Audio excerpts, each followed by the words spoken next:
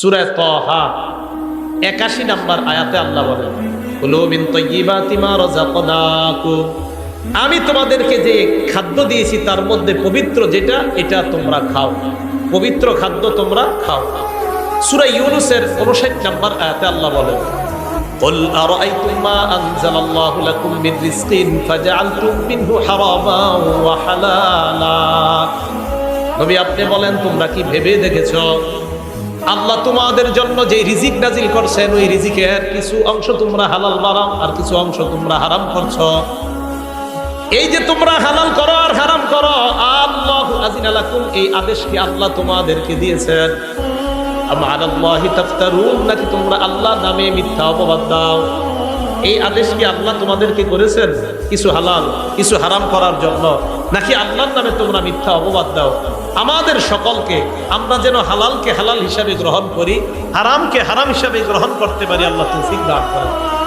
সহিহ বুখারী 2059 নম্বর হাদিসের বর্ণনা।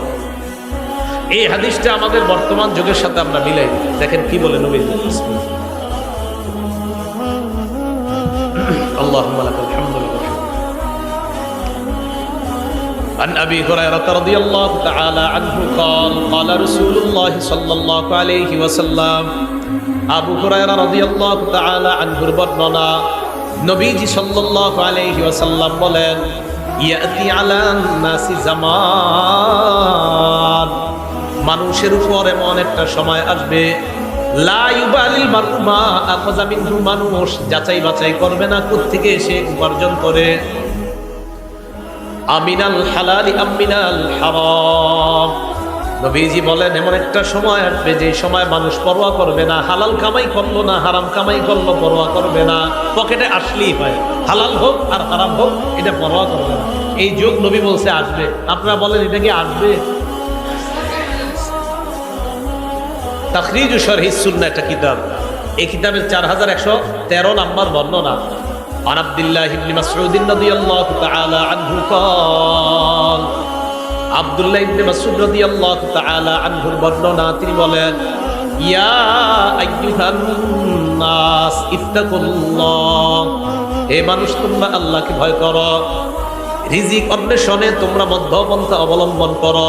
এবার যেটা বলবো অনুবাদটা মন দিয়ে শুনেন, কি কয় দেখেন, লা ইয়াহমিলান্নাকুম ইস্তিবতাউর রিজকি আন তাতলুবুহু বিমাআসিল্লাহ, হালাল পথে রিজিক তালাশ করতে গিয়ে রিজিক আসতে যদি বিলম্ব হয়, আবার বলছি, হালাল পথে রিজিক তালাশ করতে গিয়ে প্রচুর রিজিক আসতে যদি বিলম্ব হয়, রিজিক তালাশ করতেছেন, রিজিক আপনার কাছে আস্তে আস্তে আসতেছে, তো রিজিক তালাশ করতে গিয়ে রিজিক যদি আসতে বিলম্ব হয়, আব্দুল্লাহ ইবনে মাসউদ বলেন, এই রিজিক আসতে বিলম্ব হইলে তোমরা তাড়াতাড়ি রিজিক উপার্জনের জন্য কোন নাফরমানির পথ বাইছে নিবে। আবার দেখেন কি কয়, লা ইয়াহমিলান্নাকুম ইস্তিবতাউর রিজকি, হালাল পথে রিজিক আসার বিলম্ব হওয়াটা, কি কয় দেখেন, হালাল পথে রিজিক আসার বিলম্ব হওয়াটা, লা ইয়াহমিলান্নাকুম তোমাদেরকে যেন উদ্বুদ্ধ না করে, আন তাতলুবুহু বিমাআসিল্লাহ, হালাল পথে রিজিক আসা বিলম্ব হওয়াটা তোমাদেরকে যেন হারাম পথে দ্রুত রিজিক কামায়ের প্রতি উদ্বুদ্ধ না করে। দোস্তে বলবে, কি রে কি করস, টাকা পয়সা নাই এত, আর বলিস না, ক্ষেত খামার করি কোনো মতে আসে আর কি, আরে আমি কিছু সিস্টেম শিখে নিয়ে গেছে বাজারে, বাজারে গিয়ে কিছু কিছু সিস্টেম শিখাই দিছে যে এই সিস্টেমে তাড়াতাড়ি ধনী হওয়া যায়। ওলামায়ে কেরামের কাছে জিজ্ঞাসা করছে, হুজুর আমাকে এরকম সিস্টেম দিচ্ছে, আলেমরা বলছে এটা তো হারাম সিস্টেম, এটা তো সুদি সিস্টেম। কয় না, এখানে তো ইসলামের নামাজ। কিসের নামাজ? এবং ওই অফিসের মধ্যে এটাও লেখা, পিছনে সূরা বাকারা 275 নম্বর আয়াতও লেখা আছে, আহাল্লাল্লাহুল বাই'a ওয়া হারামার রিবা, আল্লাহ ব্যবসা হালাল করেছেন, সুদকে হারাম করেছেন। তো এটা তো পিছনেও লেখা আছে, এরপরে ওই অফিস কিভাবে হারাম কাজ করে? ইসলামের লেভেল, কোরআনের আয়াত আর হাদিস পিছনে লাগায়া সুদের কারবার যদি কেউ করে, এটা কিয়ামত পর্যন্ত হালাল হবে না, হারাম, এটা হারামই থাকবে। তাহলে লেভেল লাগাইলে হারাম হালাল হয়ে যায় না। কি কথা বুঝে আসছে? আচ্ছা, তিরমিজি শরীফের 2376 নম্বর হাদিসের বর্ণনা, হাদিসটা মন দিয়ে শোনেন। দুটি ক্ষুধার্ত নেকড়ে বাঘ একটি বকরির পালের মধ্যে পাঠায়া দিয়েছেন, অনেকগুলা বকরির পালের মধ্যে দুটি ক্ষুধার্ত বাঘ পাঠায়া দিয়েছেন। বকরি থাকবে না সব শেষ হবে? قال رسول الله صلى الله عليه وسلم নবীজি বলেন মা জিবান জাইআন উরসিলা ফি গনামিন বিআফসাদালাহা মিন হিরসিল মারই আলাল মালি ওয়াশ শারাফি লিদীনিহি। নবীজি বলেন ক্ষুধার্ত দুইটা বাঘ বকরির পালের মধ্যে পাঠানোর পর এই ক্ষুধার্ত বাঘ বকরিগুলোর জন্য যতটা ক্ষতিকারক, এর চাইতে কোনো মানুষ সম্পদের লোভ আর মর্যাদার লোভ যদি করে, ওই মানুষের জন্য তার দিনের জন্য এর চাইতে বেশি ক্ষতিকারক। আবার বলছি, সম্পদের লোভ মর্যাদার লোভ দুইটা ক্ষুধার্ত নেকড়ে বাঘ বকরির পালের জন্য যতটা না ক্ষতিকারক, নবীজি বলেন সম্পদের লোভ আর মর্যাদার লোভ একটা মানুষের ধর্মের জন্য এর চাইতে বেশি ক্ষতিকারক। কেন?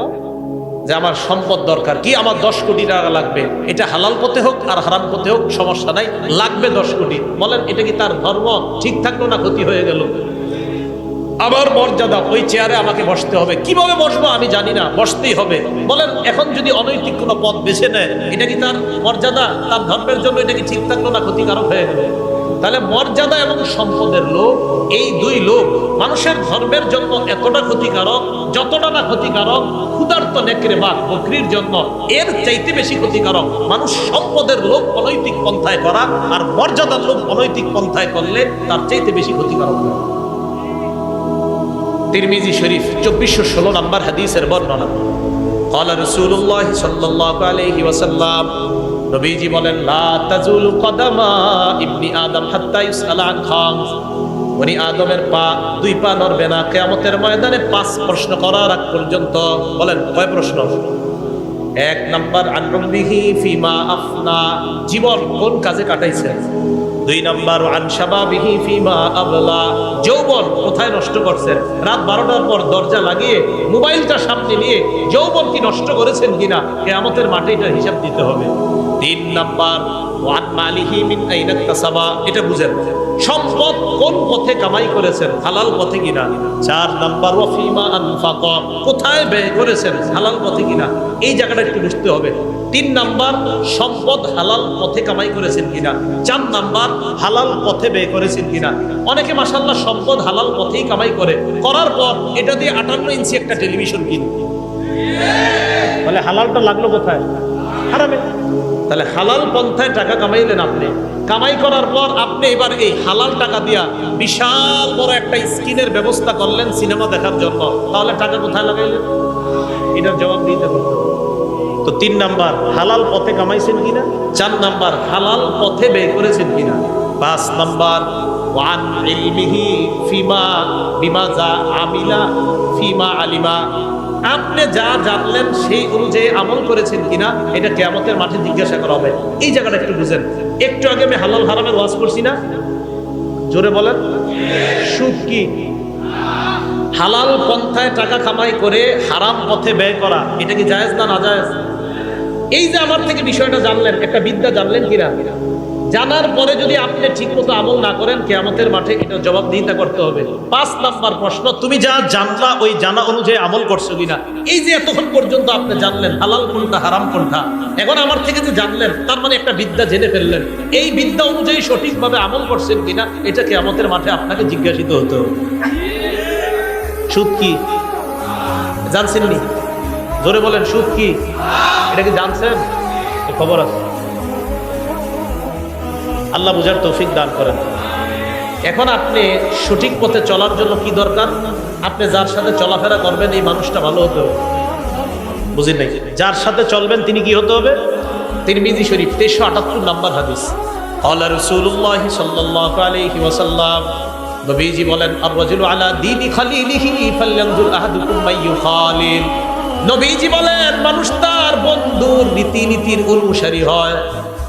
তোমাদের প্রত্যেকে যেন চিন্তা করে কাকে বন্ধু বানাও। সুদখোরকে যদি বন্ধু বানান, আপনারাও এটা সুদখোর বানাবে। বন্ধু কারে বানাইতেছেন এটা আপনি বুঝে শুনে বানাইতে হবে। মানুষ তার বন্ধুর রীতিনীতির অনুসারী হয়, অতএব মানুষ যেন চিন্তা করে যে সে কাকে বন্ধু বানায়। আল্লাহ আমাদের জীবনে একজন প্রকৃত বন্ধু আল্লাহ আমাদেরকে ব্যবস্থা করে দেন। সহিহ বুখারীর একটা বর্ণনা শোনেন, 3842 নম্বর হাদিসের বর্ণনা।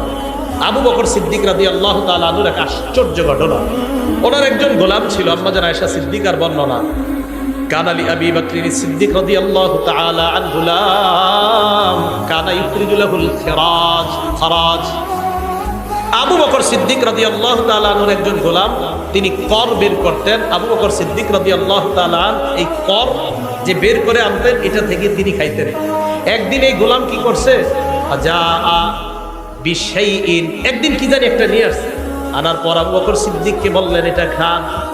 আবু বকর সিদ্দিক এটা খাইলেন। খাওয়ার পর গোলাম বলে আতাদেরি মা হাযা, আপনি কি জানেন আপনি কি খাইছেন? কেন, কি হয়েছে?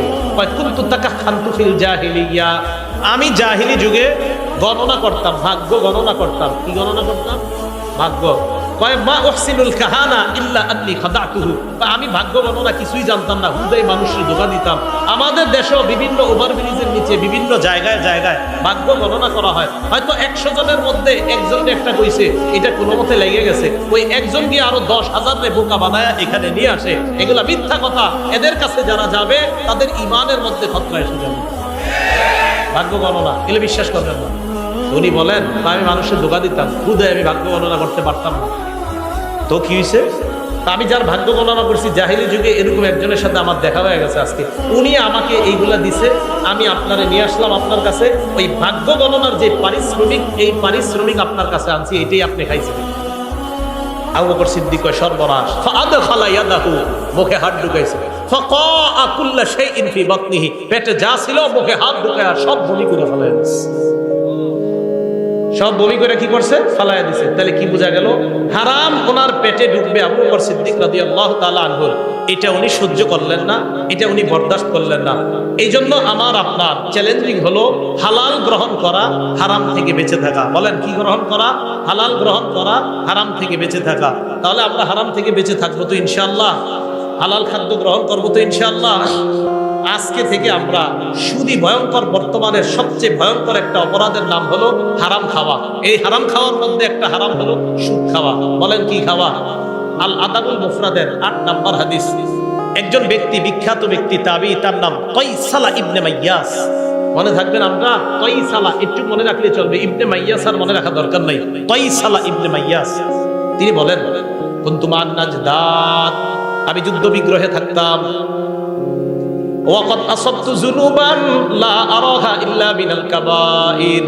আমি কিছু গুনাহ করছি, এই গুনাহগুলো আমার কাছে কবিরা গুনাহ মনে হয়েছে। আমি এই গুনাহগুলো আব্দুল্লাহ ইবনে ওমরকে জানাইছি। আব্দুল্লাহ ইবনে ওমর জানার পর বললেন কি কি গুনাহ করছো বলো। তো আমি বললাম কাজা ওয়া কাজা, ওই গুনাহ। ইবনে ওমর বললেন লাইসাত হাযিহি মিনাল কাবাইর, তুমি যে গুনাহের কথা বলছো এগুলা কবিরা গুনাহ না। প্রধানত প্রধান কবিরা গুলা অনেকগুলা, এর মধ্যে উল্লেখযোগ্য প্রধান কবিরা গুনাহ 9টা। বলেন কয়টা? এটা ইবনে ওমরের বক্তব্য রাদিয়াল্লাহু তাআলা। তিনি বলেন 1 নাম্বার শিরকু বিল্লাহ, আল্লাহর সাথে শিরিক করা। 2 নাম্বার ওয়াকাতলু নাসামা, নর হত্যা করা, মানুষ হত্যা করা। 3 নাম্বার ওয়াকাসফুল মুহসানা, সতী সাদী কোনো নারীর উপর মিথ্যা অপবাদ দেওয়া। 4 নাম্বার ওয়াকলুর রিবা, সুদ খাওয়া। 5 নাম্বার ওয়াকলু মালিল ইয়াতীম, এতিমের সম্পদ অন্যায়ভাবে ভক্ষণ করা। কি করা বলেন তো? এতিমের সম্পদ অন্যায়ভাবে ভক্ষণ করা। 6 নাম্বার ওয়াল ফিরারু মিনাজ জাহফি, জিহাদের ময়দান থেকে পলায়ন করা। 7 নাম্বার ওয়া ইলহাদুন ফিল মসজিদি, মসজিদের মধ্যে ধর্মদ্রোহী কাজ করা। 8 নাম্বার আল্লাযী ইস্তাসখিরু, ধর্ম নিয়ে উপহাস করা। 9 নাম্বার ওয়া বুকাউল ওয়ালিদাইনি মিনাল উকুক, আপনার নাফরমানির কারণে পিতামাতার চোখ দিয়ে পানি আসা, এটাও ভয়ঙ্কর 9 অপরাধের অন্তর্ভুক্ত। আপনি খারাপ আচরণের কারণে পিতামাতার চোখ দিয়ে পানি আসা। এই 9টার মধ্যে আকলু রিবা, দেখেন সুদ খাওয়া আছে। বলেন সুদ খাওয়া আছে? তাহলে সুদের কথাটা এইখানে আনলেন। সহিহ বুখারী 766 নাম্বার হাদিস, সেখানে রাসূল সাল্লাল্লাহু আলাইহি সাল্লাম বললেন ইজতানিবুস সাবআল মুবিকাত, 7টি ধ্বংসাত্মক অপরাধ থেকে বাঁচো। এর মধ্যে রাসূল সাল্লাল্লাহু আলাইহি সাল্লাম 4 নম্বরে সিরিয়ালে আকলু রিবা, সুদ খাওয়ার কথা বলেছেন। কি খাওয়া বলেন তো? সুদ খাওয়া। তাহলে সুদ এটা ভয়ঙ্কর অপরাধ, এটা হারাম খাদ্যের মধ্যে একটা ভয়ঙ্কর হারাম হলো সুদ খাওয়া। আল্লাহ আমাদের এই পুরা সমাজকে সুদ মুক্ত একটা সমাজ যেন সবাই মিলেমিশে আমরা সবাই গঠন করতে পারি, আল্লাহ তৌফিক দান করেন।